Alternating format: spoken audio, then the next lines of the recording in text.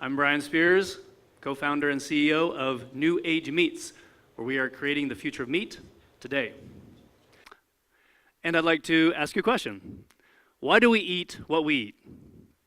Specifically around meat. Did we at some point have a panel where we evaluated all the types of meat and we said this one is a little tastier, this one is more healthy, this one is definitely more sustainable, so we should eat these foods? And the answer is no. The reason is just an accident of history. Thousands of years ago, we went out and grabbed some animals, we brought them back, and we put them in fenced areas. And some of them jumped over the fence, some of them attacked us, but then the rest, we just kept eating. And we grew to like those. Over hundreds and thousands of years, we developed quite a taste for those meats. And so the meats that we eat are cultural. Here you like mutton. In the US, we eat a lot of turkey. You probably don't eat as much turkey here. This is a Philippine beetle. I used to live in the Philippines, lived there for a few years. It's called salagubang. So after the first heavy rain of the season, a lot of Filipinos would go out into the sugarcane fields, put a little flower behind their ear to attract these bugs, and they'll pull them out of the air, off leaves, off the ground, take them home, pull off the legs and the wings, and make a very tasty snack. Ooh, they're good. It's crunchy, it's tasty. So I would eat those. I would ask people, do you have salagubang? I went home to America, and people are horrified. Like, oh my, you ate bugs? That's gross. That's gross. Let's all go out and have some lobster. What is lobster? It is a giant bug. Look at it. It's huge, and it can attack you. There are rubber bands on those claws for a reason. And yet, it's a delicacy. We pay a lot of money to eat this giant bug. So why? It's cultural. What we eat is cultural, not necessarily because it's tastier, healthier, or more sustainable. Over time, companies came in and set up operations in order to make more and more of the food that we had culturally began to like. And especially, they began to breed them selectively so that they produce more of what we like. So here is a chicken who can't stand up because it has been bred so that its breasts are so large that because in America we love the chicken breast. So this poor animal can't stand up as a result. Here is a hog lagoon, and pigs are inside of those buildings, never see the light of day. And what comes out there? Well, let's just say you're lucky that you're seeing it and not smelling it. And as we intensify our animal agriculture, it becomes cheaper. And so we eat it more. And we eat it every day. In America, as we know, we eat it every day, multiple times a day. And so you get this result. So this isn't good. We have heart disease, cancer, type 2 diabetes, stroke. This kills 1.3 million Americans per year. In fact, the World Health Organization says that processed meats, like sausages, like hot dogs, are carcinogenic. They give you cancer, like cigarette smoking. It is the afternoon now. So we've, at this point, know that there's a lot of health, environment, and animal welfare concerns around the eating of meat. Here in the clean meat movement, we are not limited to the animal. As we learned earlier, an animal is a really terrible protein production platform. We can make protein that is tastier, healthier, and more sustainable for everyone. So we're a clean meat company, and I'd like to introduce you to Jesse. Jesse is a pig that lives in Marin, which is just north of San Francisco, where we have our labs. About a month and a half ago, we went up to Marin, to this farm. We met with Jessie, and she gave us a little bit of biopsy, and then she ran off. We went back to our labs at Indy Bio, and here's us in the lab looking at those cells, being very happy. This is every day for us. We're just very happy. And we separated out the stem cells, and we multiply them, and we multiply them. And even right now, back in San Francisco, those cells are multiplying, And in a few weeks, we'll have enough to make some pork sausage. So it's going to be a very small amount of pork sausage for a very select amount of investors because it's expensive.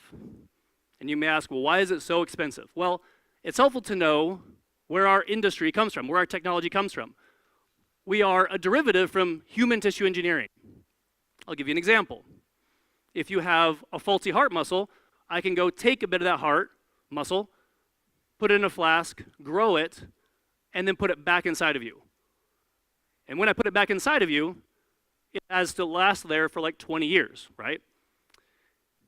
So we say that the volume, the production volume, is very low. We're going to make very few of these, and the cost is going to be very high. And the functionality is going to be high as well. So we should expect that the blood vessels all work, that the nerve endings work, that it beats like a heart for about 20 years. As a clean meat company, we are flipping those goals. We want to make a very high volume of meat at a very low cost, and the functionality really is just, is it tastier? Is it healthier? Is it more sustainable? It doesn't last 20 years in your body. It lasts from the time you eat it to the time it's gone. And so in order to make those cell lines with those very different goals, we need to apply intense engineering and data science. And that is who we are. New Age Meats, we make clean meat using high throughput automated cell culture and rapid R&D. We sit at the intersection of biotechnology, engineering, mathematics, informatics. Right there in the middle is delicious, tasty pork meat, in our case. Our differentiators, from the beginning, we do automated cell line optimization. That is parallelization, just-in-time protocols, and data science. We also incorporate scaling from the beginning.